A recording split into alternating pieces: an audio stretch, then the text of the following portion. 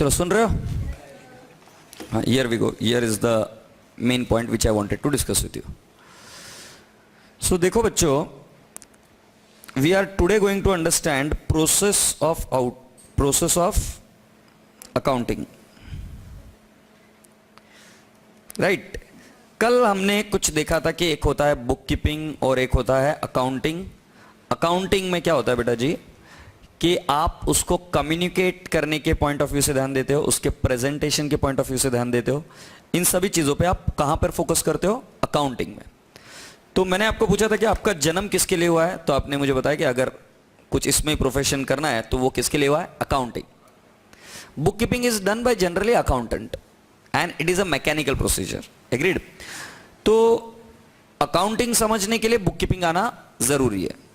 तो आज जो मैं आपको प्रोसेस समझाऊंगा अकाउंटिंग, उसमें हम लास्ट ऑब्जेक्टिव देखेंगे.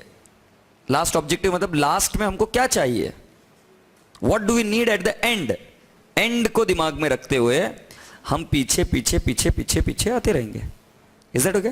सो आज हम क्या करेंगे, पीछे से आगे आएंगे कि क्यों ऐसा, ऐसा क्यों, ऐसा क्यों. तो हम पहले एक छोटे मोटे एग्जाम्पल देख लेते हैं तो आपको समझ में आएगा. ये क्लासेस क्यों अटेंड कर रहे हो आप? किसके लिए? हाँ, absolutely right. So she said CPT clear करने के लिए. फिर मैं पूछूंगा सीपीटी क्यों क्लियर करना है? हाँ, सीए बनना है, मतलब आईपीसीसी में जाना है. और आईपीसीसी में क्यों जाना है? क्योंकि फाइनल में जाना है. फाइनल में क्यों जाना है? क्योंकि सीए बनना है. तो मुझे लगता है कि जब आपने डिसीजन लिया था तब डिसीजन पहला जो हुआ वो था CA. In my career I want to become a CA. जब वो डिसीजन हुआ तो आप फिर पीछे लगे. अच्छा, इसके लिए क्या लगेगा, फिर इसके लिए क्या लगेगा, फिर इसके लिए क्या लगेगा, फिर इसके लिए पीछे गए ना. वैसे मैं सिखाऊंगा अकाउंट्स में भी क्या चाहिए, क्यों चाहिए, फिर उसके लिए क्या करना पड़ेगा, क्या करना पड़ेगा, क्या करना पड़ेगा, क्या करना पड़ेगा. एग्रीड? अच्छा, दूसरी चीज, कितने लोगों के बंगलोज है? बंगलो, बंगलो मतलब आपके घर बंगलो किसी का है? हवेली है. वाह वाह वाह वाह, अरे बाप रे. तो अगर मान लो जिस समय में भी वो बंगलो या हवेली या कोई चीज आपने अगर बनाई होगी तो पहला थॉट क्या आया होगा? जमीन रही होगी आपके पास. फिर क्या सोचा? मुझे यहां पर हवेली या बंगलो बनाना है. एम आई कम्युनिकेटिंग? जैसे ही वो चीज डिसाइड हुई फिर आप पीछे आए, फिर किसको रिक्रूट करना पड़ेगा? एक आर्किटेक्ट लगेगा, फिर आर्किटेक्ट के नीचे प्लान वगैरह वगैरह वगैरह वगैरह वगैरह. वैसे ड्रिल डाउन होता है ना. तो हमेशा हर एक क्लासेस में मुझे समझ में नहीं आता है कि पढ़ाने की शुरुआत की जाती है, बच्चे को ये बताया भी नहीं जाता कि क्यों पढ़ा रहे.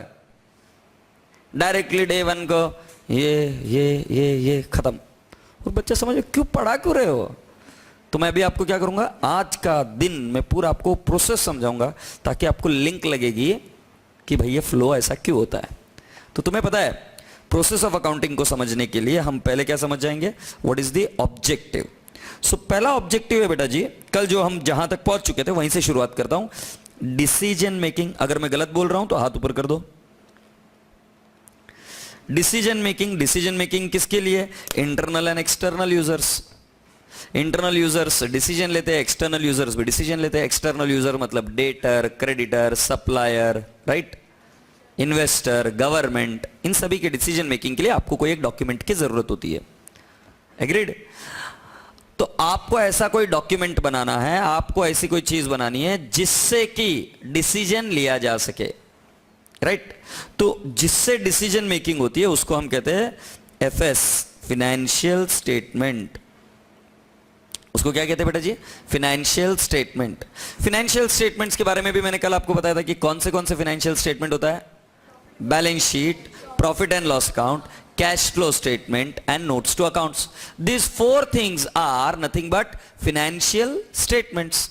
तो ये फाइनेंशियल स्टेटमेंट्स के लिए आप क्या करते हो? तो इस फाइनेंशियल स्टेटमेंट्स के लिए कोई एक चीज होती है जो होती है ट्रायल बैलेंस. क्या होता है बेटा जी? Trial balance. और ट्रायल बैलेंस के यहां पर मैं आपको कुछ चीजें बता दूं कि यहां पर इसके बाद में बीच में होता है एडजस्टमेंट.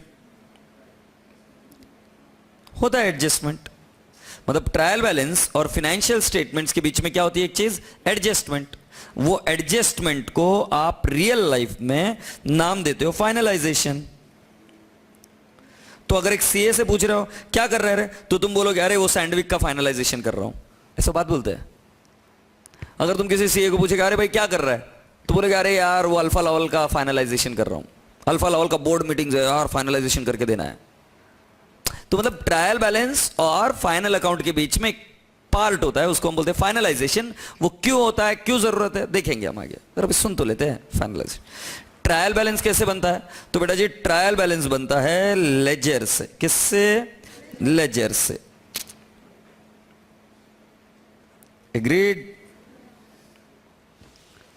और फिर बेटा जी लेजर से क्या बनता है, नीचे लेजर के पहले क्या होती है, जर्नल। और बेटा जी जर्नल के यहां पर बहुत सारे टुकड़े हो जाते हैं, और ये क्यों है वो भी हम आगे देखेंगे। बहुत सारे टुकड़े मतलब purchase book, sales book, purchase return book, sales return book, cash book, right. और क्या, हाँ जी ना, cash book, sales return book, purchase book, ये होती है क्या नाम, जर्नल प्रॉपर। एक काम करता हूं, मैं इसको थोड़ा सा चेंज कर देता हूं, इसको लिख देता हूं परचेस बुक, इसको लिख देता हूं सेल्स बुक, इसको लिख देता हूं परचेस रिटर्न बुक।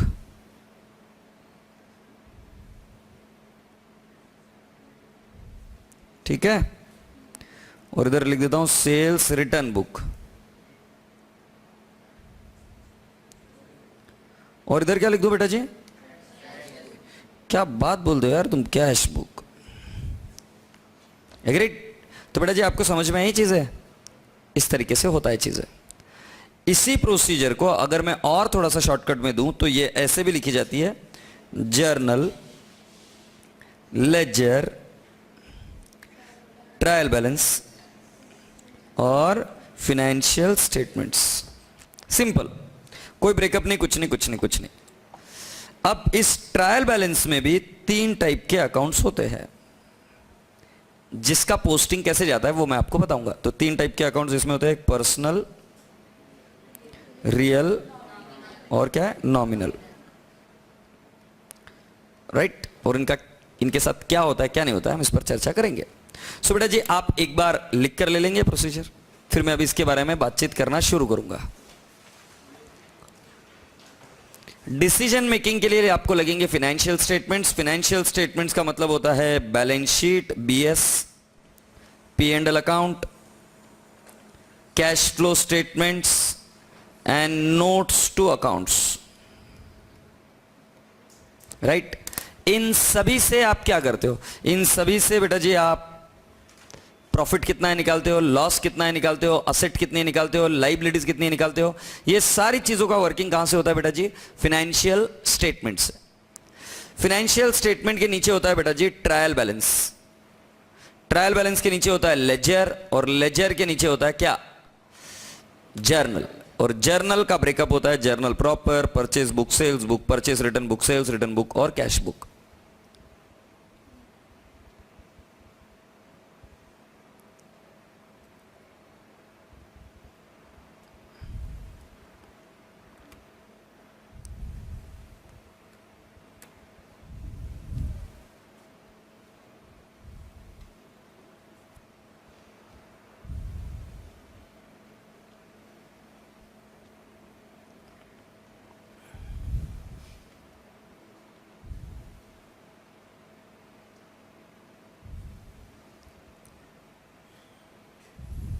ओके, ये एक प्रोसेस हुई।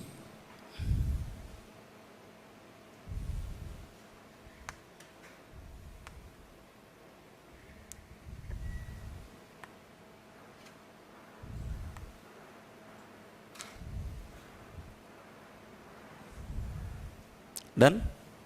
If you allow me, shall we go ahead to the next step? Let us go ahead.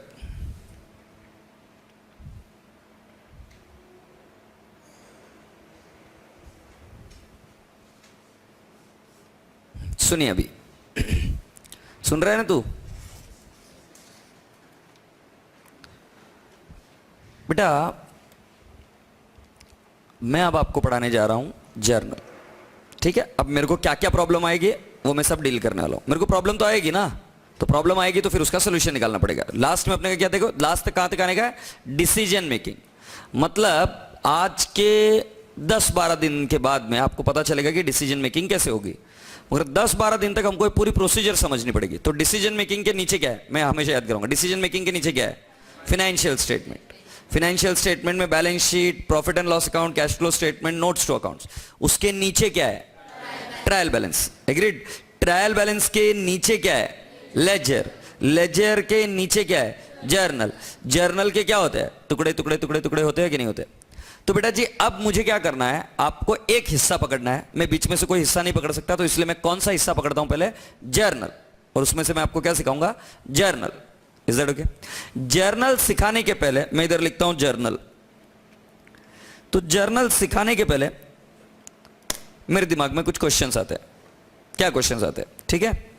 मान लेते हैं क्रिकेट। क्रिकेट गेम है, क्या करते हैं हम क्रिकेट गेम में, नहीं पता। बॉलिंग, बैटिंग और फील्डिंग। एग्रीड। तीन ही चीजें होती है। रूल्स के नाम की तो कोई चीज होती नहीं होगी। मतलब मेरे को लगे 100 बॉल फेंकना है तो मैं एक साथ 100 बॉल फेंकते रहूंगा, है ना। 100 बॉल फेंकते रहूंगा ना। मतलब क्रिकेट खेलने के बाद एक बैट लेके आ जा रहे, चल छोरे तू बॉल लेके आ जा रहे, हाँ तू चल फील्डिंग कर। ये इधर से बॉल फेंकेगा, तू मारेगा वो भागेगा, तू बॉल फेंकेगा मारेगा वो, फिर वो गली क्रिकेट हो गया। अपन गली का क्रिकेट नहीं सीख रहे, अपन से ये बनने वाले हैं। अगर प्रोफेशनल लेवल पर अगर क्रिकेट है तो तुमको कुछ रूल्स पता होने चाहिए कि नहीं पता होने चाहिए, नहीं पता होने चाहिए। तो मुझे एक बात बताओ, क्रिकेट खेलने के पहले क्या पता होना चाहिए। मैं सिखा ही नहीं सकता क्रिकेट खेलना अगर रूल्स नहीं पता है। तो मैं कैसे सिखाऊं कि तुमको अगर बोलना पड़ेगा कि भाई पहले 20 ओवर में आपको अंदर के सर्कल में ही रहना है, 10 ओवर में जो कुछ भी है, राइट। फिर उसके बाद में तुम्हारा नहीं तो गली का क्रिकेट, एक टप्पा आउट। सो आपको बोलना पड़ेगा ना कि भाई एक टप्पा आउट, कि डायरेक्टली कैच पकड़ना पड़ेगा। अब ये भी तो बताना पड़ेगा ना कि कैच पकड़ा तो आउट, हाँ या नहीं। फिर बॉल नीचे अगर लग गया तो फिर वो आउट नहीं कहलाया जाता। ये सब चीजें रूल्स है। रूल्स नहीं पता है तो क्रिकेट कैसे खेलोगे, पहले रूल्स सिखाए जाते हैं।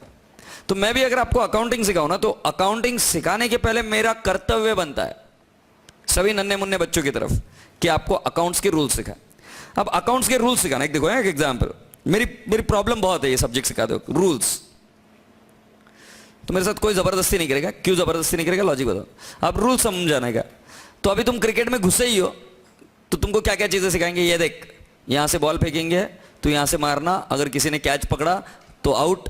और ध्यान रखना इधर बल्ले का वो आई मीन बैट के पीछे से अगर बोल्ड हो गया तो आउट, किसी ने पीछे से कैच पकड़ ली तो आउट, राइट। वहां से इस सर्कल के आगे गया तो बाउंड्री। ये चीजें बताई कि नहीं, इधर से नो बॉल, इधर से वाइड बॉल वगैरह वगैरह चीजें बता दी। तभी का तभी उसको ये भी बताओगे क्या, डकवर्थ लुइस रूल क्या है, बता दोगे तभी का तभी। तुमको भी नहीं पता ना, तभी के तभी ये भी बताओगे क्या, ये देख इन दोनों के बीच का डिस्टेंस इतना होना चाहिए। अरे भाई क्रिकेट खेलना है, क्रिकेट खेल बात खत्म करें, ये डिस्टेंस कितना होना चाहिए थोड़ी ना बताएंगे पहले दिन।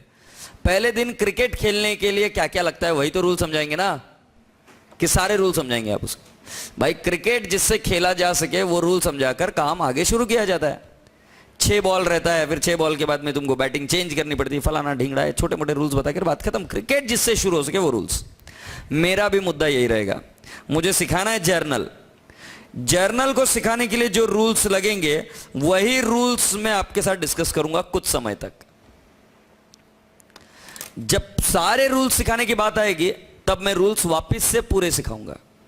अभी एक खिचड़ी नहीं करना चाहता, तो मैं क्या करना चाहता हूं, अभी सिर्फ वही रूल्स पढ़ाऊंगा जो रूल्स जरूरी है आपको जर्नल सीखने के लिए।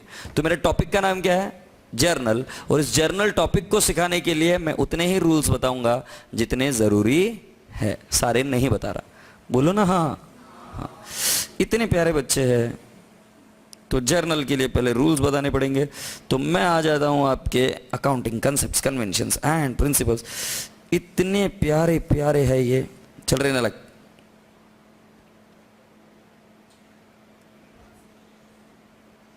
ठीक है, so accounting concepts, principles and conventions, is that okay. This is what we are going to deal with. पहले केस स्टडी आपके सामने, व्हाई कंसेप्ट्स एंड कन्वेंशन जरूरी की है, रूल जरूरी की है। तो मैंने एक एग्जांपल बनाया, एक डॉक्टर साहब है, राइट, बहुत अच्छा डॉक्टर है, हॉस्पिटल है, डॉक्टर क्या करता है? अकाउंटिंग। हाँ, फिर चेकअप करता है, जिसका भी डॉक्टर होगा उसका चेकअप करता है, राइट। तुम नहीं जानते होंगे, तुम पता नहीं कौन से डॉक्टर के पास जाते हो, वेट के पास जाते हो क्या तुम? किसके पास, कौन से डॉक्टर के पास जाते हो? वेट के पास। अच्छा, वेट डॉक्टर क्या होता है पता नहीं? पता है ना, हाँ, एनिमल्स के डॉक्टर, ठीक है, कोई बात नहीं। सो आप डॉक्टर के पास जाते हो और डॉक्टर आपको बोलता है क्या कर रहा है बेटा? तो मैं सीए कर रहा हूँ। तो इधर जो चार पहले बेंचेस के चार जो बैठे हैं ना बच्चे, नन्हे मुन्ने प्यारे प्यारे बच्चे, उन चारों बच्चों को पूछता है, अरे भाई मेरा अकाउंटिंग कर देगा क्या? ये बच्चा बोलता, क्यों नहीं सर, जरूर करेंगे, राइट। फिर ये पहले वाले छोरे को, इसका नाम है दिशा, हाँ, ये दिशा, इसके बाल बना देते हैं, हाँ, सो दिशा, ठीक है। दिशा को पूछा, भाई दिशा बता मेरा प्रॉफिट कितना है? तो दिशा ने बताया ₹40,000 सर। एकदम खुश मिजाज लड़की है, एकदम जल्दी है, 40,000 सर। क्या टेंशन लेते हो, 40, एक और जीरो बढ़ाऊं सर, ये लो 4 लाख। इसको पूछे, थोड़ा सिंसियर है, इसका नाम है हेमंत। हेमंत को पूछा भाई प्रॉफिट कितना है? इसने कैलकुलेट किया, वर्कआउट किया और फिर बोला सरकार प्रॉफिट है 52,000 ओनली, राइट। आपका नाम बेटा? हाँ, के कृतिका के पास गए फिर, राइट। इसके भी बाल बना देता हूं, राइट। बहुत सिंसियर, देखकर ही लगता है फोटो में एकदम सिंसियर, राइट। कृतिका बोलती है कि सर आपका एक्यूरेट प्रॉफिट है, ना कम ना ज्यादा, आपका प्रॉफिट मेरे हिसाब से बनता है ₹40,000 ओनली। ये मैडम ने 4 लाख बताया, इसने 52,000, इसने 40,000। फिर आपका नाम बेटा? जागृति, एकदम निवांत आदमी है, जागृति एकदम निवांत आदमी, एकदम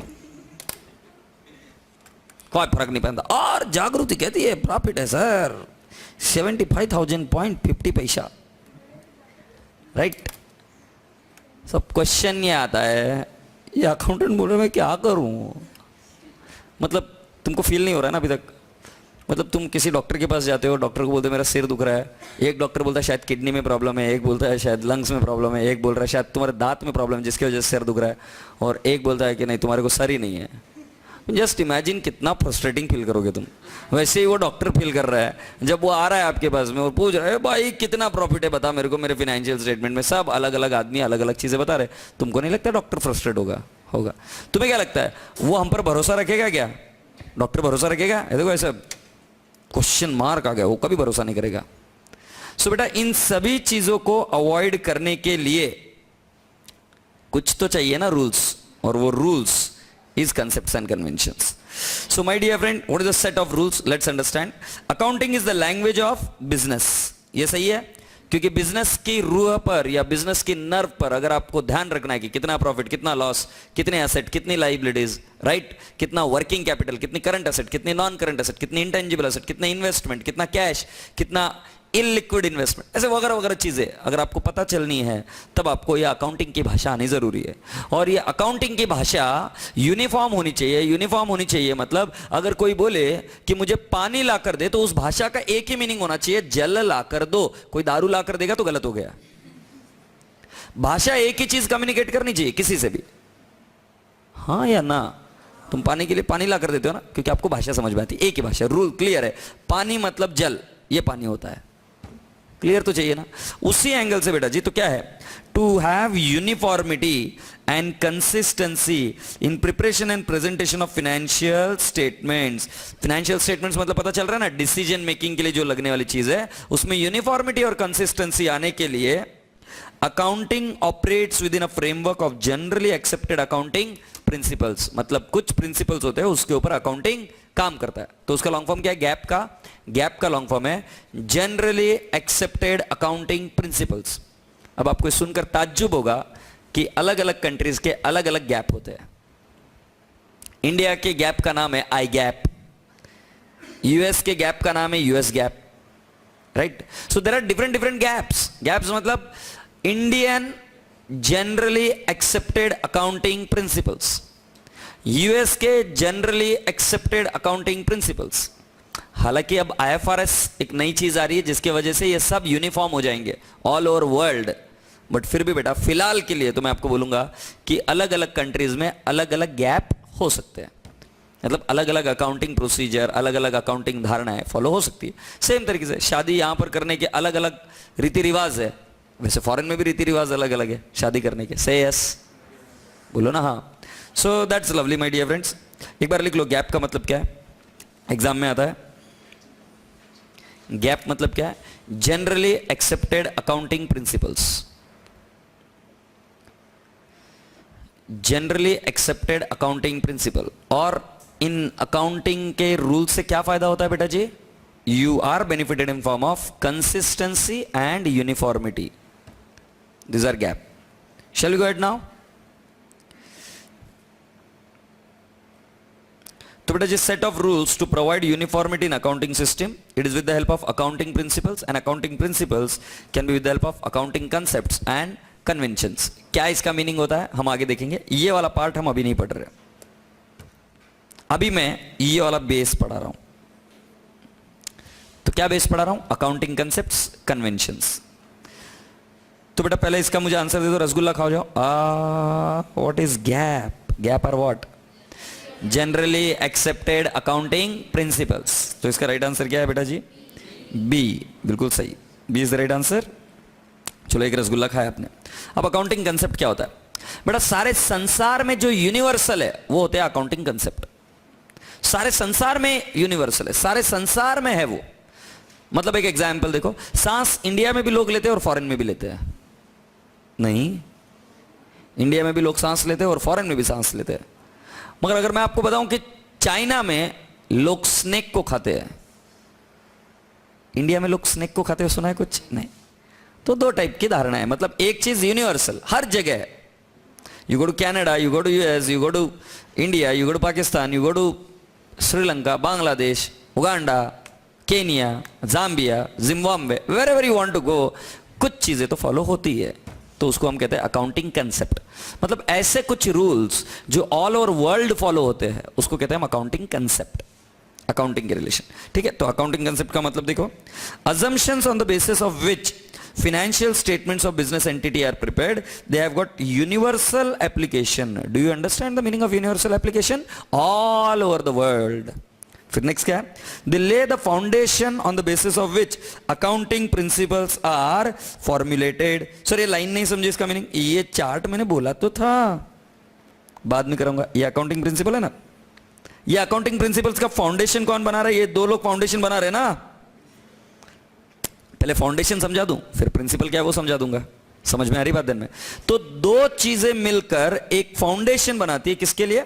अकाउंटिंग प्रिंसिपल्स। मतलब अकाउंटिंग प्रिंसिपल्स क्या है, ये किसके बेसिस पर डिपेंड होता है? Accounting concepts and accounting conventions, इसके बेसिस पर अकाउंटिंग प्रिंसिपल्स बनते हैं। बोलो हाँ। प्रिंसिपल क्या है अभी आपको कुछ पता नहीं है, कंसेप्ट के बारे में सीखेंगे, कन्वेंशन से सीखेंगे, फिर हमको समझेगा कि what is principal, right.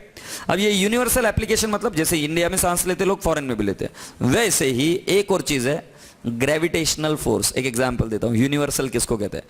Bharat में भी बॉल ऊपर फेंका तो नीचे ही आती है, यूएस में भी नीचे ही आती है। So gravitational force has got which kind of application? Universal application. Agreed? Shall we go ahead now next, accounting convention. Accounting convention क्या होता है बेटा? Repeated practice, trade, custom, usage से डेवलप होने वाली चीज, ये क्या होती है बेटा जी? कन्वेंशन। कन्वेंशन सोसाइटी में रहने वाले लोग बना देते हैं। जैसे कि भारत में अगर कोई मैरिड फीमेल है तो generally they wear a mangalsutra. Now that is a convention, that is not universal. ये भारत के रीति रिवाज के हिसाब से कन्वेंशन है। तो ऐसे कन्वेंशन बनते हैं। वैसे ही बेटा कुछ कन्वेंशन मैं आपको बताता हूं। टिप देना है कि नहीं देना, ये कन्वेंशन है, कोई रूल नहीं है। कन्वेंशन का मतलब समझते हो, right? Convention means which is developed with the help of trade, usage, customs, practices. It may not be universal in nature. What am I saying? It may not be universal in nature. What do you understand by universal in nature? जो भारत के convention है वो foreign में भी वही है, ऐसा जरूरी नहीं है। Convention can be different. I hope you are getting my point. So अब बेटा जी, they are derived by usage and practice. Accounting body में चेंज द कन्वेंशन कैसे देखते हैं, प्रिंसिपल अभी बाकी है, पेंडिंग है। और नेक्स्ट क्या है, they don't have universal application. इसका एक एग्जांपल मैंने आपको दिया बेटा जी, क्या है कि गिविंग टिप, वियरिंग मंगलसूत्र। अब तुम बोलोगे सर ऐसे रूल्स बताओ ना जो अकाउंट से रिलेटेड है। अरे भाई अभी तो मैं सिर्फ समझा रहा हूं कि कंसेप्ट किसको बोलते हैं, कन्वेंशन किसको बोलते हैं, ये समझ जाएगा तो फिर उसके रिलेटेड चीजें भी बता दूंगा। बोलो ना हाँ। तो बेटा जी अब देखो इसका example, whether to give a tip to a waiter और not is an individual choice depending upon trade custom practices. लोग ये चीजें फॉलो करते हैं मगर ऐसा कोई लिखित रूल नहीं है। बोलो हाँ। तो बेटा दो चीजें समझ में आई, कंसेप्ट कैसे होता है, यूनिवर्सल एप्लीकेशन, जैसे कि gravitational force, all over world gravitational force is there. और दूसरा क्या है बेटा जी, कन्वेंशन। कन्वेंशन ऐसी चीजें होती है जो डिफरेंट डिफरेंट कंट्री के यूसेज, ट्रेड प्रैक्टिसेस से जनरेट होने वाली चीजें। भारत में कोई टमाटर का गेम खेलता है, टमाटर, हाँ टोमेटो फेस्टिवल होता है क्या भारत में, होता है नहीं, मगर फॉरेन में होता है क्या, यस। जब एक पल्सर की ऐड आ रही है स्पेन में, ये बता रहा बंदा, होता है ना वो टोमेटो का फेस्टिवल, लोग खेलते हैं। भारत में रंगों का त्यौहार होता है, राइट, भारत में रंगों का त्यौहार होता है कि नहीं होता है, फॉरेन में रंगों का त्यौहार शायद नहीं होता। तो क्या समझ पा रहे हो, ये किससे डेवलप हुआ हुआ है, ट्रेड और प्रैक्टिस। भारत में दिवाली होती है, बाहर जगह दिवाली नहीं होती है, एग्रीड और नॉट। मगर अगर मैं आपसे ये बात करूं, ऐसी कोई चीज जो भारत में भी है और फॉरेन में भी है, तो उसके एग्जाम्पल्स कौन से बेटा जी, भारत में भी है और फॉरेन में भी, इसके कुछ एग्जाम्पल्स बताओ मुझे। हाँ जी, ओह शादी, वेरी गुड, थैंक यू। हाँ शादी होती है, ये है, कैसे होती है वो अलग अलग तरीके से होती है, बात सही है, thank you so much sir. Boys की एक खास बात होती है, बताओ बॉयज सीए क्यों करते, कभी उनसे पूछना, बराबर है ना। एनीवेज समझ गए, समझदारों को इशारा काफी है। बोलिए, मैं तो बॉयज को डराता भी ऐसे हूं। लड़कियों का क्या है, अभी तक तो भारत में इतना टेंशन नहीं है, अभी तक। लड़कों के लिए टेंशन की बात है बॉस, तो पढ़ाई कर नहीं तो शादी नहीं होगी। लड़कियों की चिंता मत करो, लड़कियों की शादी हो जाती है। तो सर क्या शादी करना ही ऑब्जेक्टिव है क्या, ऐसा मैं नहीं बोल रहा हूं, ऐसे तुम्हारे पेरेंट्स बोलेंगे। शादी कौन करेगा ना, लाइक तुझसे, ऐसे समझा। हाँ एनीवेज, तो बात चल रही थी अकाउंटिंग कंसेप्ट्स और कन्वेंशंस की, आप यहां तक तो आ गए हो, से यस। अब बेटा मुझे एक बात बताओ, मैं आपको एक छोटा सा एग्जांपल देता हूं, अब मुझे बताना कि यूनिवर्सल चीजें होना क्यों जरूरी है। यूनिवर्सल चीजें होना क्यों जरूरी है वो मैं आपको समझाता हूं, ध्यान से सुनना, आपको समझ में आएगा। जब कोई डिसीजन हमारे लिमिटेड बाउंड्रीज से रिलेटेड होता है तो वो हम कन्वेंशन से सॉर्ट आउट कर लेते हैं। मगर जब बेटा डिसीजन होता है पूरे ग्लोब से रिलेटेड, तो बेटा जी कंसेप्ट ही काम आते हैं। एक एग्जांपल, आप फ्लाइट में बैठे हो, फ्लाइट उड़ रही है और आप यहां से सोचते हो कि मैं यहां से लैंड करूंगा दुबई में, फ्लाइट में बैठ गए। भारत के रूल अलग है, फ्लाइट को उड़ाने के लिए कोई सिंबल ऐसे देते होंगे, ऐसा और फिर ऐसा, हाँ हाँ हाँ, तुम्हें पता है ना, ऐसे कुछ वो दिखाते हैं उसको पिक्चर्स, राइट, ऐसा ऐसा ऐसा ऐसा कुछ पिक्चर्स है, तो फिर फ्लाइट टेक ऑफ कर लेती है, हाँ ठीक है भाई सब कुछ क्लियर है, राइट।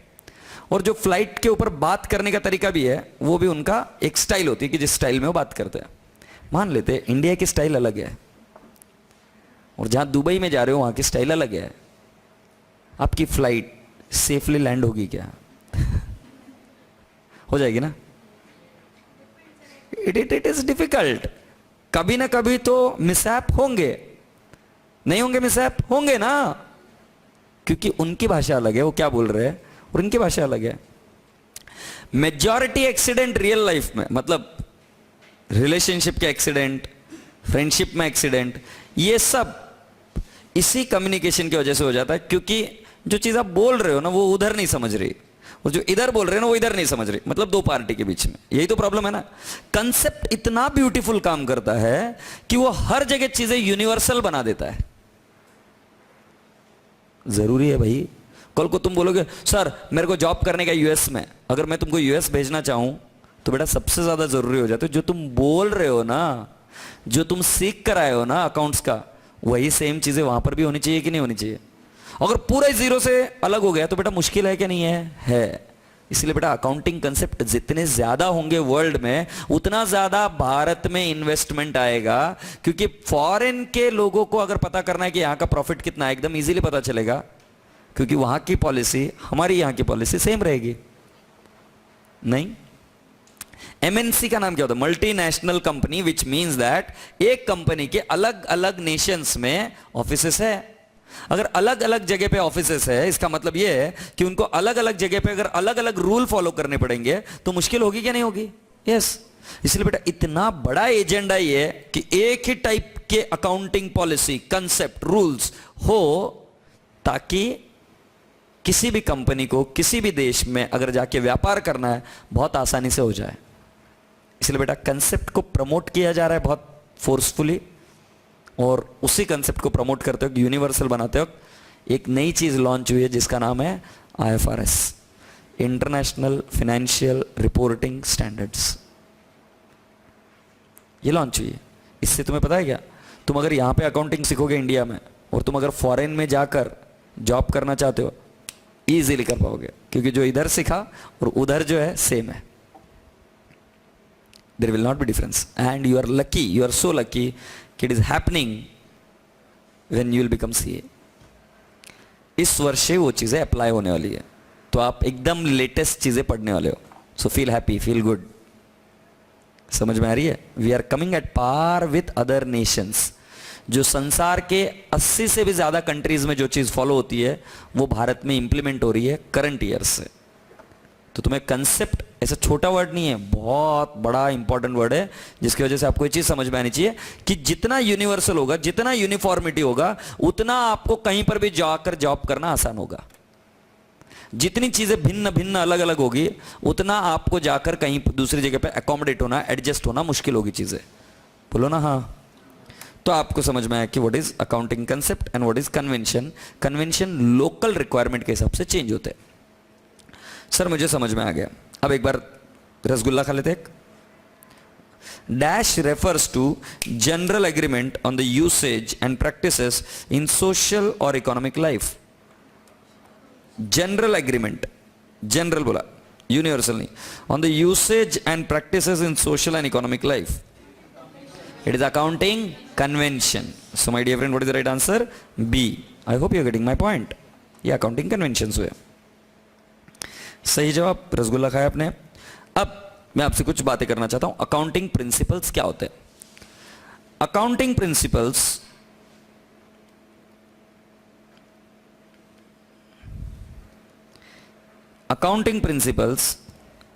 प्रिंसिपल की स्पेलिंग गलत हो गई शायद से। अकाउंटिंग प्रिंसिपल्स आप पढ़ोगे अगर आपको पता चलेगा कि व्हाट इज अकाउंटिंग कंसेप्ट और अकाउंटिंग कन्वेंशन। तो मैं पहले क्या करता हूं बेटा जी, ये चीजें समझा देता हूं आपको दोनों, और ये चीज मैं क्या कर देता हूं पेंडिंग। तो ये चीज हम बाद में करेंगे। Is that okay? सो पहला मैं आपको पढ़ाना शुरू कर रहा हूं अकाउंटिंग कंसेप्ट्स। ये रहे पहला कंसेप्ट है, एकदम प्यारा सा, नन्ना सा, मुन्ना सा, अच्छा सा कंसेप्ट, बिजनेस एंटिटी कंसेप्ट। पहले what is the thumb rule? सब लोग हेडिंग लिखेंगे, बिजनेस एंटिटी कंसेप्ट हेडिंग लिखेंगे। चलो नन्हे मुन्ने बच्चों, बिजनेस एंटिटी कंसेप्ट लिखो।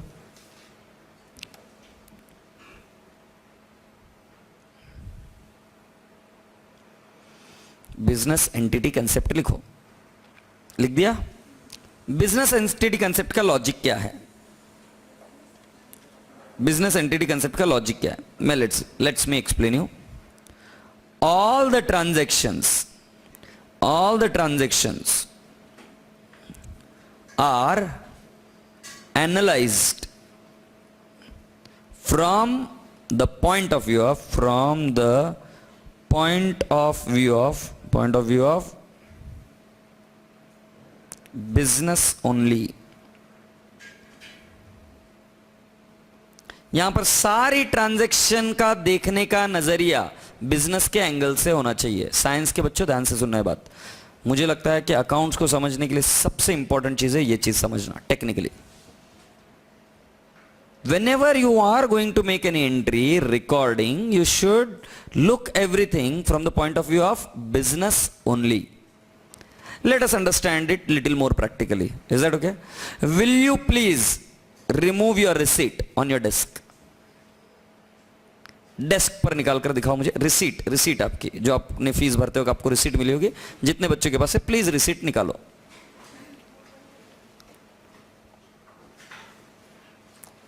राइट, रिसीट है किसी के पास? कोई एक बच्चा मेरे को देगा रिसीट? तो प्रैक्टिकल समझ, ये क्या है? रिसीट आपके पास है, agreed, this is the receipt, Agarwal classes receipt. Beautiful, बोलो हाँ। So boys and girls please tell me, please tell me, Agarwal classes क्या है? अग्रवाल क्लासेस क्या है? It is business. ये बिजनेस इधर है और मान लेते, अज्यूम कर लेते कि मैं रितेश अग्रवाल हूं, Ritesh Agarwal the owner of this institute, मैं रितेश अग्रवाल हूं और ये बिजनेस है। तुम्हें पता है ये कंसेप्ट क्या बोलता है? मैं और ये अलग अलग है, मैं और ये अलग अलग है। मैं आपको कंसेप्ट 2-2 मिनट में समझा रहा हूं, ध्यान से सुनिए। अग्रवाल क्लासेस का जन्म कैसे हुआ? राइट, तो अग्रवाल क्लासेस को जन्म मिलता है by taking a shop act. क्या लेना पड़ता है? Shop act. आपको परमिशन लेनी पड़ती है, आपको धंधा करने की अनुमति है या आप धंधा कर रहे हो, ऐसा एक लाइसेंस मिलता है, शॉप एक्ट। आप अगर जाते होंगे तो आप देखते होंगे कि आप नीचे आना आज मेरे साथ, मैं आपको दिखाऊंगा वो चीज क्या लगा हुआ रहता है, एक लाइसेंस, शॉप एक्ट। बेटा उससे जन्म मिला और ये धंधा शुरू हो गया। ऐसी अलग अलग एंटिटी होती है, प्रोप्राइटर हुई। मान लेते हैं ये अग्रवाल क्लासेस लिमिटेड है, ये लिमिटेड है मुझे पता है, प्राइवेट लिमिटेड। तो ये इसको जन्म मिला कंपनी ने दिया, कंपनीज एक्ट ने। अगर ये पार्टनरशिप फर्म है तो इसको जन्म मिलेगा पार्टनरशिप एक्ट में। अगर ये ट्रस्ट है तो इसको जन्म मिलेगा बॉम्बे ट्रस्ट एक्ट से। अगर ये जॉइंट वेंचर है तो इसको जन्म मिलेगा कॉन्ट्रैक्ट एक्ट से। आप मेमोरेंडम ऑफ अंडरस्टैंडिंग करेंगे तो लॉ इसको जन्म देता है। जो जो एंटिटीज होती है ना जो आपके लिए काम करती है उसको कौन जन्म देता है? लॉ। बाटा, टाटा, बिरला, रिलायंस, सुजलॉन, एचडीएफसी, आईसीआईसीआई, ये कोई एक व्यक्ति नहीं है, ये बिजनेस है। ये बिजनेस हुआ, ये अलग, ये अलग, ये अलग, और मैं रितेश अग्रवाल मान लो तो मैं अलग, दोनों अलग हो गए। अब मैं आपसे पूछ रहा हूं, मेरे घर में एक मेड काम करती है, काम करती हो कि भारत में कॉमन सी बात है, मेरे घर में कौन काम करती है? मेड। मेड का मतलब समझते हो? और इस धंधे के लिए भी एक मेड काम करती है।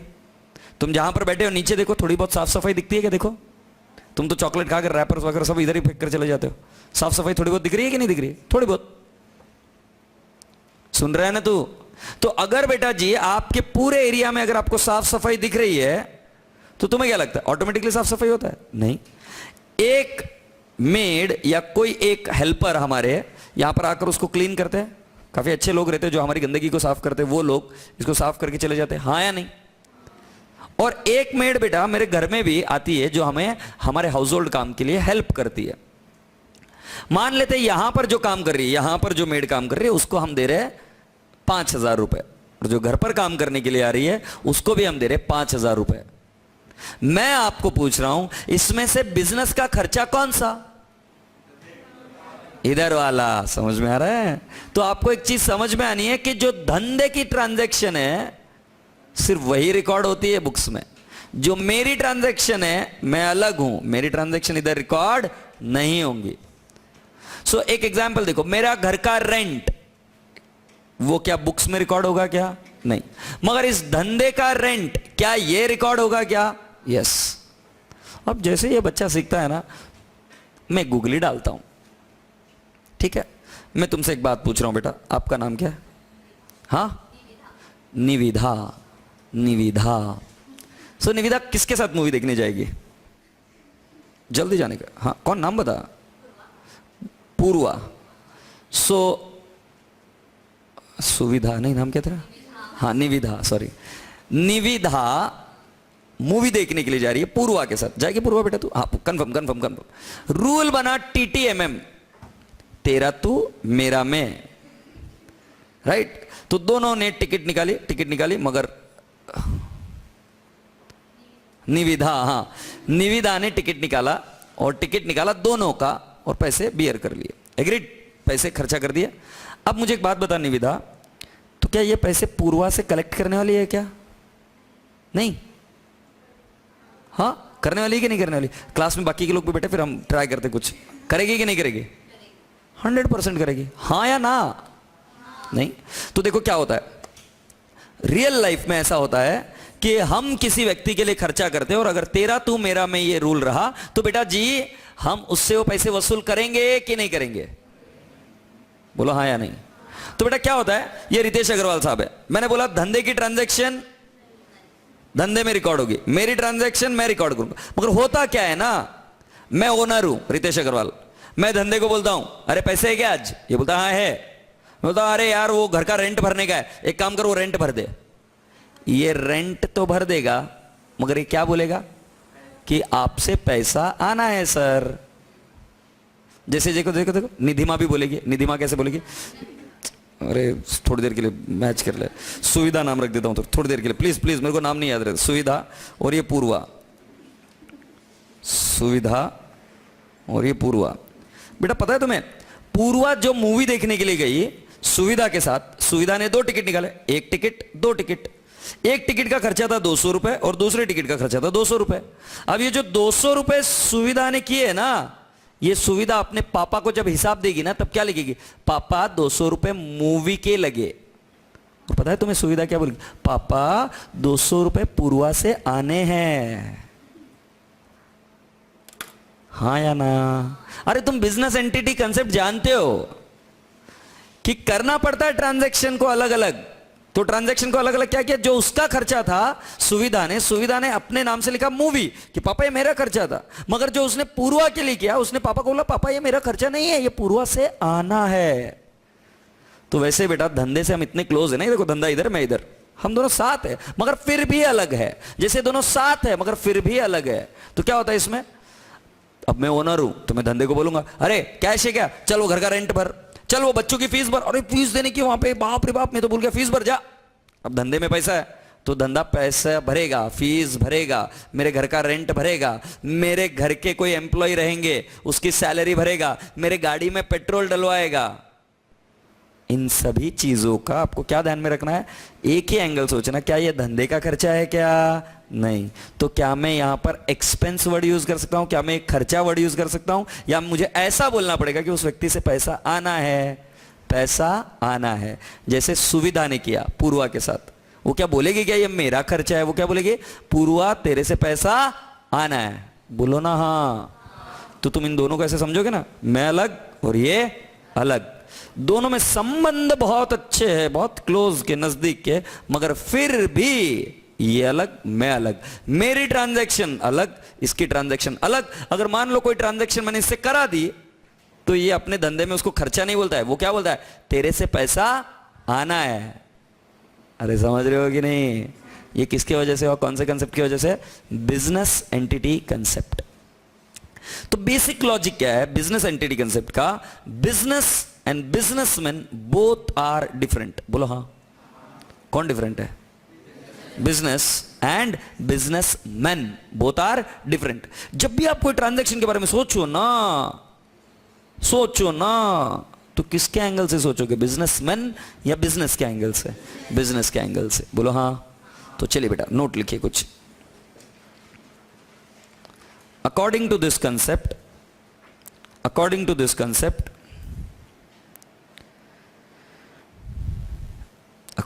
concept business and businessmen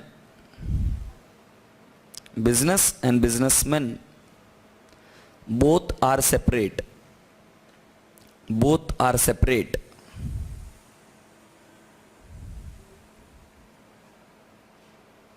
For example,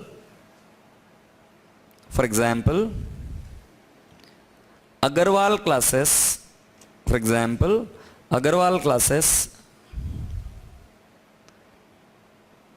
in the bracket लिखो business, and Ritesh Agarwal,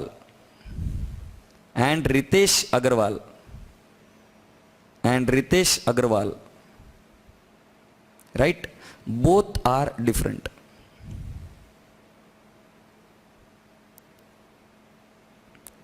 कुछ प्रैक्टिकल एनालिसिस करते हैं अभी, ठीक है।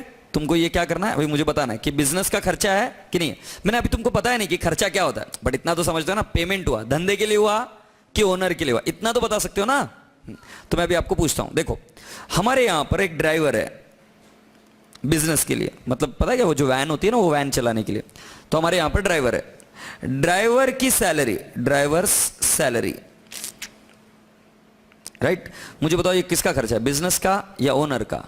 बिजनेस का, वेरी गुड। अब तुम पूछोगे सर ओनर का ड्राइवर रहा तो? नहीं बेटा, मैं बोल रहा हूं धंधे का ड्राइवर है। ड्राइवर सैलरी फॉर बिजनेस, इतना क्लियरली लिखा है। अब तो ये कौन सा बिजनेस का है क्या? अब मैं लिखता हूं, देखो, क्लोथ्स फॉर ड्राइवर, ड्राइवर को यूनिफॉर्म दी, बताओ बिजनेस का कि ओनर का? बिजनेस का, एग्रीड। अब मैं लिखता हूं रितेश अग्रवाल सर के कपड़े, अगर बिजनेस ने भर दिए रितेश अग्रवाल के कपड़े, बताओ बिजनेस या owner? Owner. I hope you are getting my point. अच्छा, अब मैं तुमको बताता हूं फोर्थ पॉइंट। सारे फैकल्टीज के लिए अग्रवाल क्लासेस में कुक है, तो मैं लिखूंगा cook at office, very good, business. अगर मैं ये लिखूं कुक एट रेसिडेंस, ओनर का खर्चा है ना। अब मेरी एक बात सुनो ध्यान से, सुन रहा है ना तू? हाँ, अच्छे बच्चे सुनो। बेटा जी तुम अभी ये पूछोगे मुझे क्वेश्चन, एक बहुत सारे बच्चों को ऐसा क्वेश्चन होता है, सर क्यों इतना कॉम्प्लिकेटेड करता है, वो ओनर ने अपना खर्चा खुद करने को होना ना, क्यों वो बिजनेस से करता है ऐसा? ये तो गलत बात है सर। तुम्हारे दिमाग में आ सकता है ख्याल ये? बेटा जी आप मुझे सोचो, समझ लो, इससे मैंने अलग कर दिया रितेश अग्रवाल को, ये बिजनेस और मैं अलग, मैं और बिजनेस अलग। मुझे बताओ मेरे पास पैसे कहां से आएंगे? बताओ कहां से आएंगे, समझाओ ना मुझे, कहां से आएंगे? मुझे लेने पड़ेंगे ना इससे। तो ये इम्पॉसिबल है कि हम बिजनेस से पैसा ना लेना ही पड़ेगा, क्योंकि आप यहां पर जिन लोगों का बिजनेस है, तो जिन लोगों के बिजनेस, पापा पैसा निकालते कहां से? आपकी फीस भरी कहां से? आपके कपड़े आते कहां से? आपका हर छोटी जरूरत पूरी होती कहां से? बिजनेस से। और अगर बिजनेस से पूरी हो रही है तो बेटा ये अकाउंटिंग तो सीखनी पड़ेगी कि नहीं?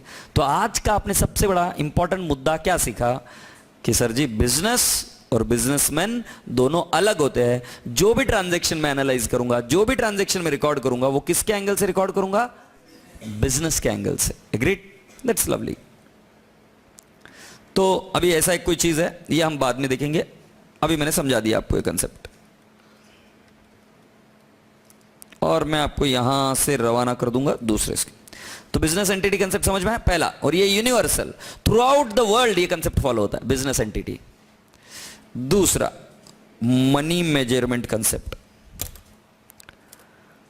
Money measurement concept, agreed?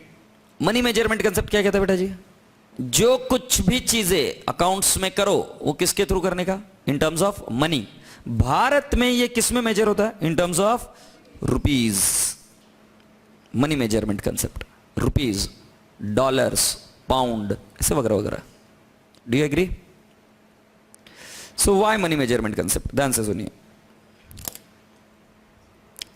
जिन चीजों को तुम मेजर नहीं कर सकते उन चीजों को आप रिकॉर्ड नहीं करोगे, मगर ऑब्जेक्टिव याद रखो। ऑब्जेक्टिव क्या था? पढ़ो पढ़ो पढ़ो पढ़ो। ऑब्जेक्टिव क्या था? हर बार मैं आपको वो बेसिक्स पर लेकर जाऊंगा। ऑब्जेक्टिव क्या था आपका? जब आपने वो फ्लो चार्ट बनाया उसमें फर्स्ट लेवल क्या था? ऑब्जेक्टिव, डिसीजन मेकिंग, है ना? Decision making. तो बताऊं, अगर कोई तुमसे ये कहा जाए कि स्टीव जॉब्स, कितने लोग स्टीव जॉब्स को जानते हैं? राइट? कोई अगर ये कहे कि स्टीव जॉब्स, अभी तो नहीं है वो इस दुनिया में, बट मान लीजिए अगर वो है, मौजूद है, तो हम ऐसा समझेंगे, स्टीव जॉब्स नई कंपनी डाल रहे हैं, उसमें आप इन्वेस्ट करना चाहोगे क्या? हाँ या ना? और वही अगर ये कहा जाए दिशा, दिशा कंपनी डाल रही है, उसको पैसे की सख्त जरूरत है, इंटरेस्टेड हो क्या? दोगे उसको? तो बेटा एक चीज है कि डिसीजन मेकिंग के लिए सिर्फ फाइनेंशियल स्टेटमेंट मैटर नहीं करते, मैटर ये भी करता है क्या कि कौन आदमी है। सब्जेक्टिव चीजें भी मैटर करती है।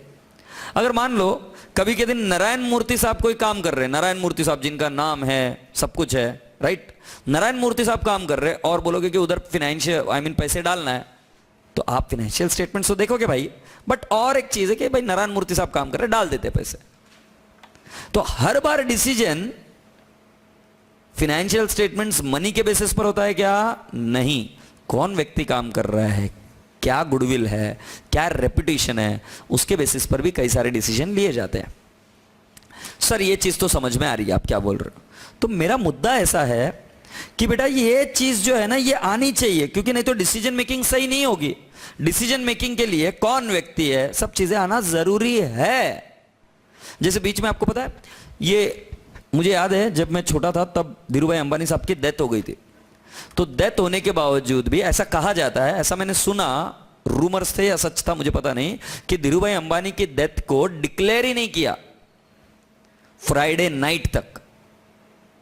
फ्राइडे नाइट को डेथ हो गई डिक्लेयर किया, क्योंकि सैटरडे संडे को स्टॉक मार्केट में छुट्टी होती है। अगर वो पहले डिक्लेयर हो जाता तो शायद रिलायंस इंडस्ट्रीज के शेयर प्राइसेस धड़ाम धड़ाम धड़ाम धड़ाम गिरने लगते हैं। और वो सेंटिमेंटल होता है, उसको कंट्रोल नहीं कर सकते आप। ये नहीं बता सकते भाई ये इतना प्रॉफिट है, ये देख, अरे भाई इतने अच्छे इन्वेस्टमेंट है, ये देख, तुम मत बेच शेयर को। मगर तब जो डैमेज होना है वो तो हो जाएगा ना कंपनी को। तो ऐसा मैंने सुना, ऐसा पढ़ा कहीं कि डेथ की डिक्लेरेशन को पोस्टपोन किया गया सैटरडे और संडे में, तो फ्राइडे नाइट को बताया, स्टॉक मार्केट क्लोज होने के बाद में। हाँ, धंधा ऐसा चलता है। तो सर क्या बताने की कोशिश कर रहे हो? मैं सिर्फ आपको इतनी सी बात बता रहा हूं बेटा कि डिसीजन मेकिंग के लिए सिर्फ फाइनेंशियल स्टेटमेंट ही सफिशिएंट नहीं है, और कुछ चीजें भी सफिशिएंट है, और कुछ चीजें भी लगती है, जिसको हम बोलते हैं सब्जेक्टिव थिंग्स, गुडविल, रेपुटेशन, ऐसी चीजें।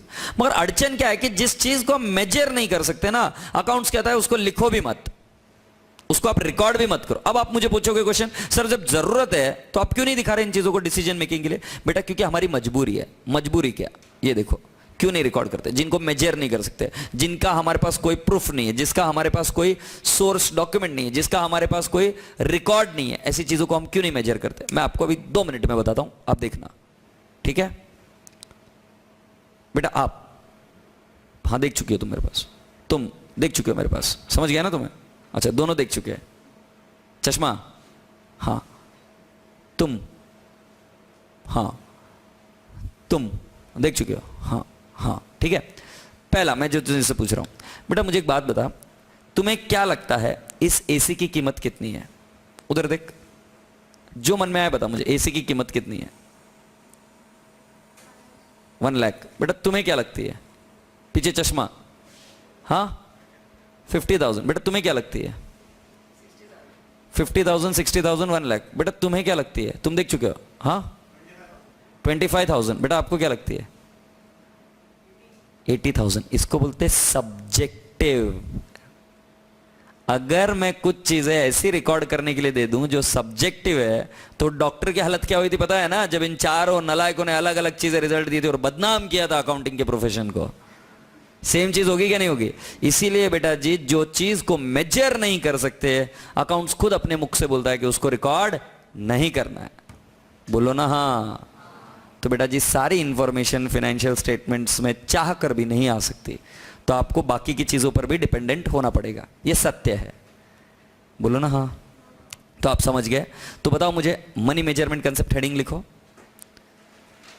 मनी मेजरमेंट कंसेप्ट हेडिंग लिखो। As per money measurement concept, as per money measurement concept,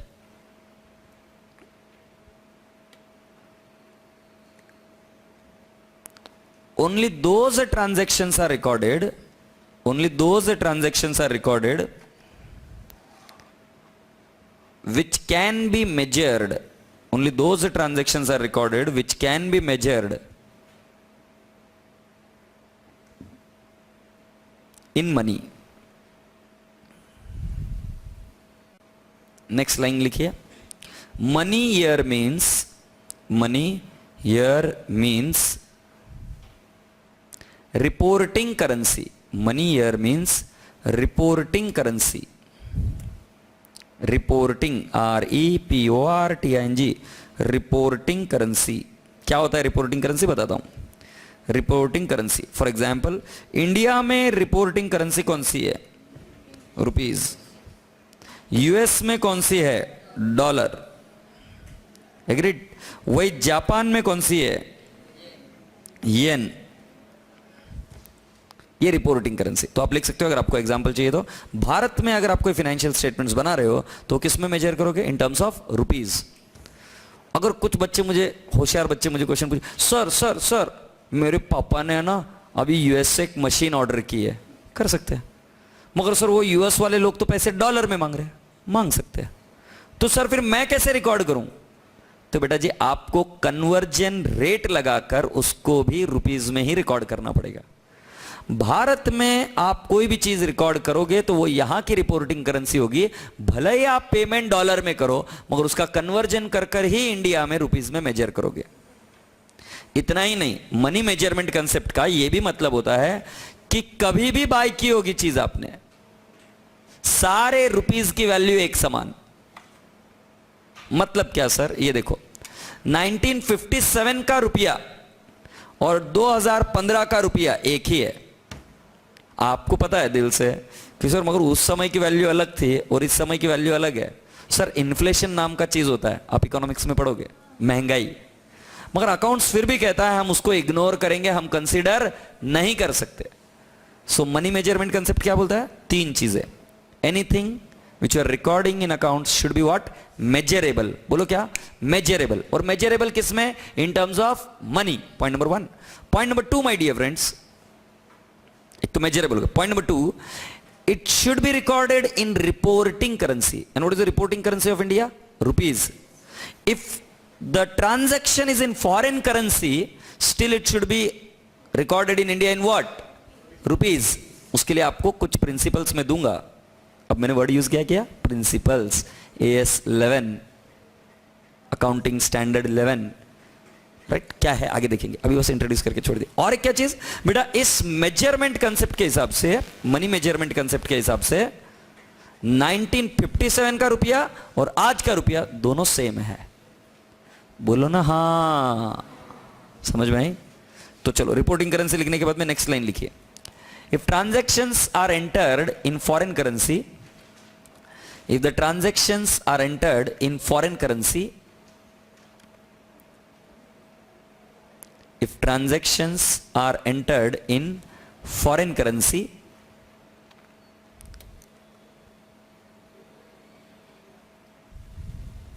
say yes, it is recorded in reporting currency only. It is recorded in reporting currency only. It is recorded in reporting currency only। सही है बेटा? चलिए मैं आगे आपको और एक चीज पर ले जाता हूं।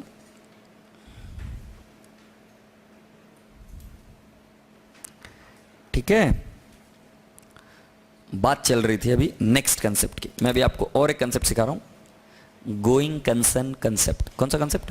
Going concern. मैं इधर आया और मैंने टिक किया गोइंग कंसर्न।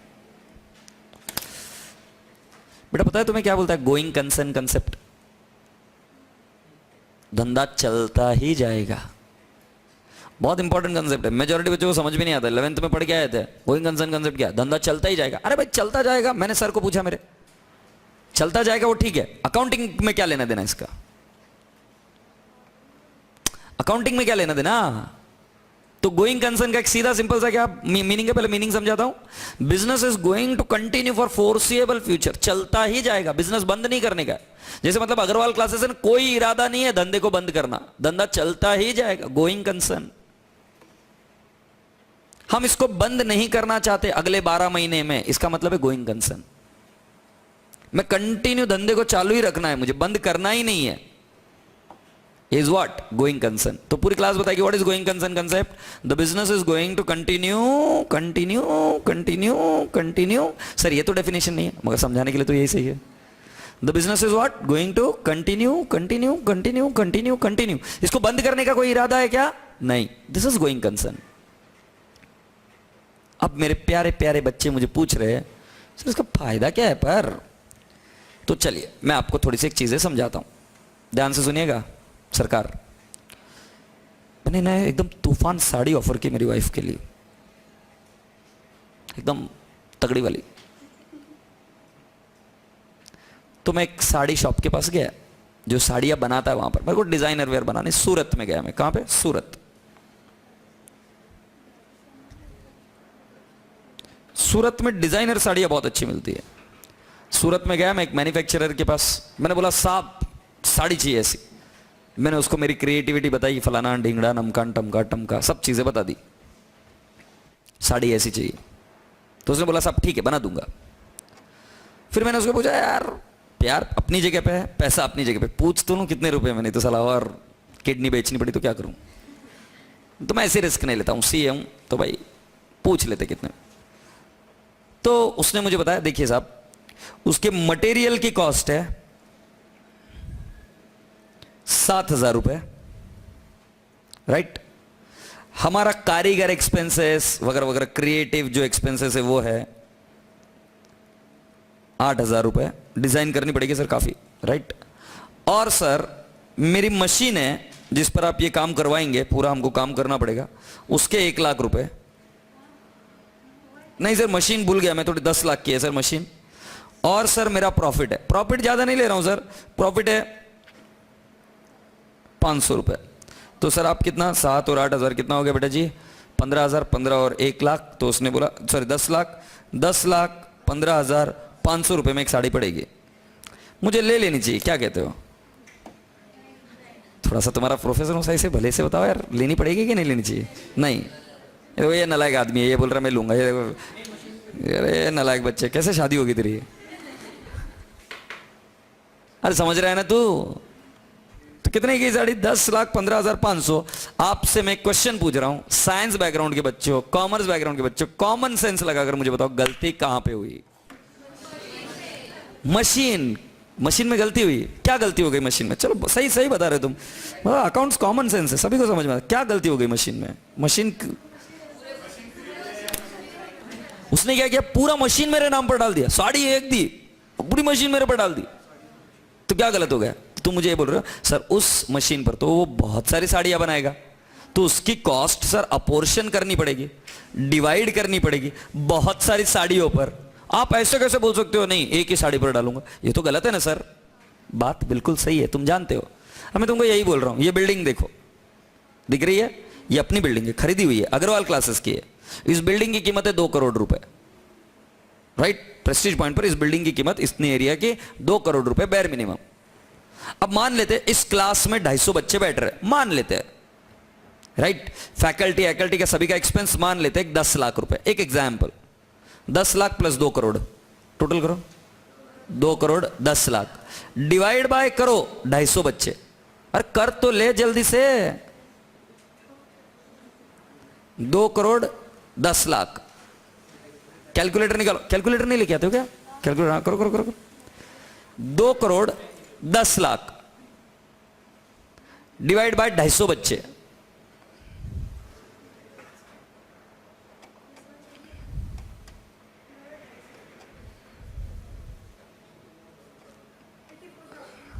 तो मुझे फीस कितनी लेनी चाहिए एक बच्चे से? 84,000 फीस ले लूं क्या गलती की मैंने? मैंने एक एग्जाम्पल में इस बिल्डिंग की पूरी कॉस्ट जोड़ ली थी। समझ में आ रहा है कि मेरे से गलती हुई? तो ये गलती ना करूं तो इसका मतलब क्या है कि सर इस बिल्डिंग की कॉस्ट कितनी? लाइफ है 20 साल। एक एग्जाम्पल अभी मैं वापस समझा रहा हूं, ध्यान से ना, साइंस के बच्चों सब ध्यान से सुनो, कॉमर्स के बच्चे। 20 साल अगर इसकी लाइफ है तो सर इसको 1 साल में खर्चा मत बताओ, ये खर्चा 20 सालों का है, 20 साल तक आप यूज करोगे तो 20 साल में डिवाइड करो। मगर 20 साल में डिवाइड करने के लिए धंधा तो कंटिन्यू चलना चाहिए ना, इसीलिए गोइंग कंसर्न कंसेप्ट जरूरी है। अगर पता है क्या गोइंग कंसर्न कंसेप्ट फॉलो नहीं हुआ ना तो बेटा जी आपको AS24 फॉलो करना पड़ता है, डिसकंटिन्यूड ऑपरेशन। उसका अकाउंटिंग का तरीका अलग है, गूगल करना आज, एनरॉन, गोइंग कंसर्न नहीं है, उसका अकाउंटिंग का तरीका अलग है। हम आपको वो ट्रीटमेंट सिखाते हैं जिसमें गोइंग कंसर्न धंधा चालू रहेगा, उस बिजनेस के लिए सिखाते हैं। अगर धंधा बंद करने वाले हो तो उसका अकाउंटिंग का तरीका अलग है। मैं आपको और एक छोटा सा एग्जांपल देता हूं और आपको एकदम क्लियर हो जाएगा कि भाई गोइंग कंसर्न कंसेप्ट जेन्युइनली बहुत इंपॉर्टेंट है। चलो यहां पर कितने लोगों ने कॉलेज में एडमिशन लिया? Oh that's lovely, so majority of you are here. कौन से कॉलेज बेटा? सिम्बायोसिस। आपके? सिम्बायोसिस। पीछे और किसी के? सभी सेम। बीएमसीसी के हो तुम? I love you. हाँ अच्छा, कहां पे?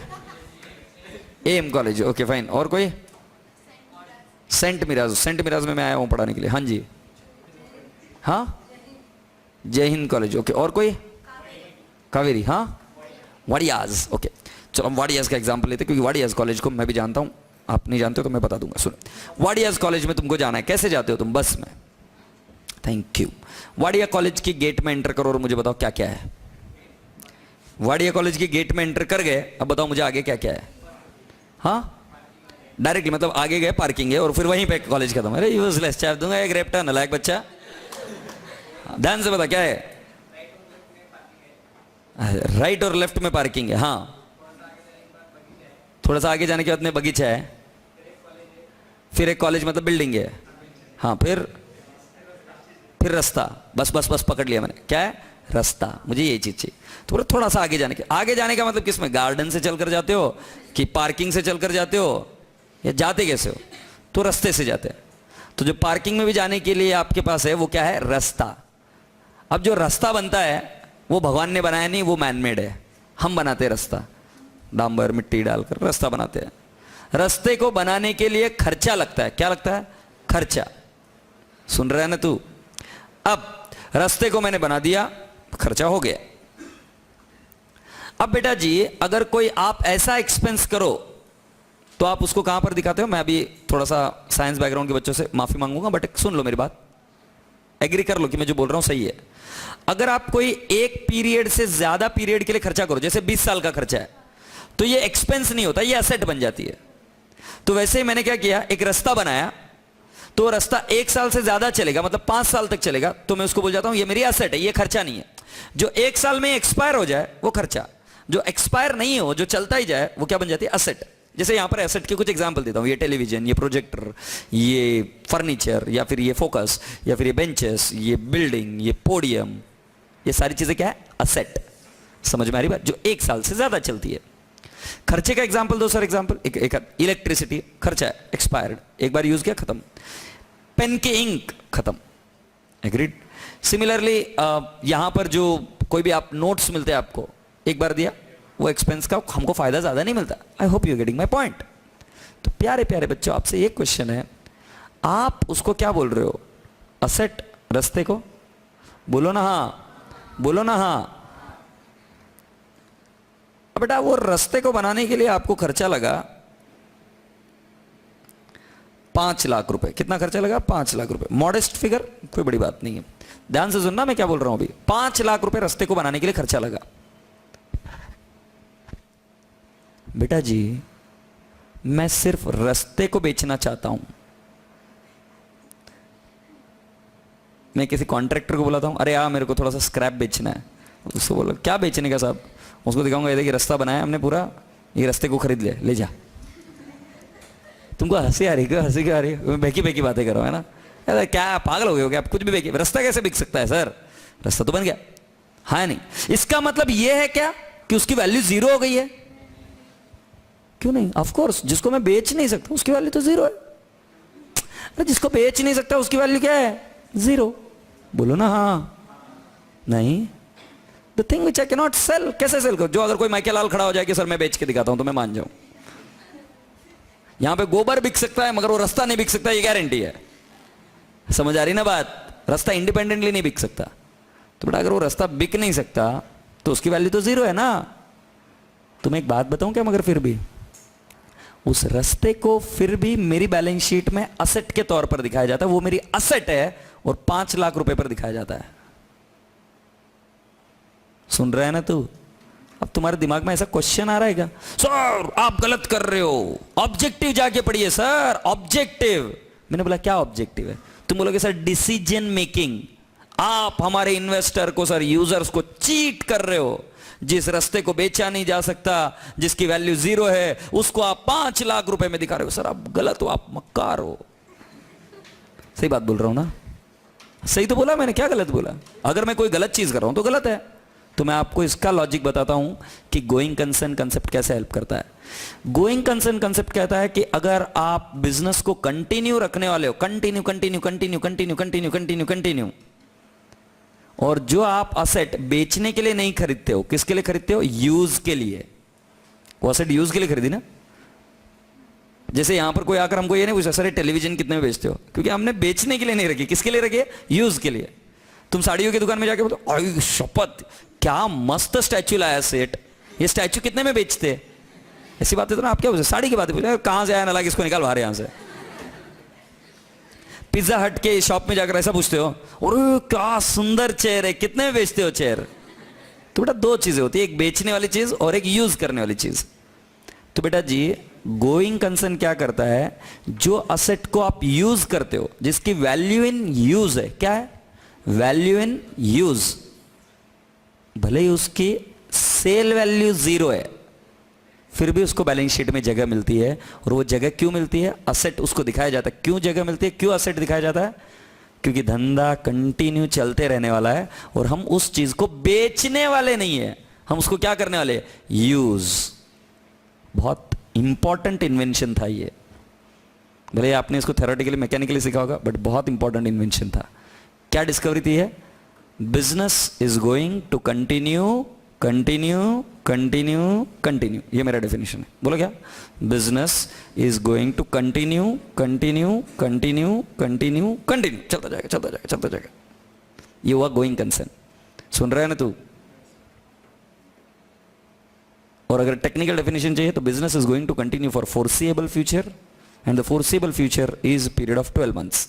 ये मैं आगे बताऊंगा, अभी हम बेसिक्स डील कर रहे हैं, तो इतना काफी है। समझ में आई क्या बात? दिन में तो कितने कंसेप्ट बताया मैंने आपको? 3। पहला वाला कौन सा था? Business entity concept. Business entity concept के हिसाब से क्या है?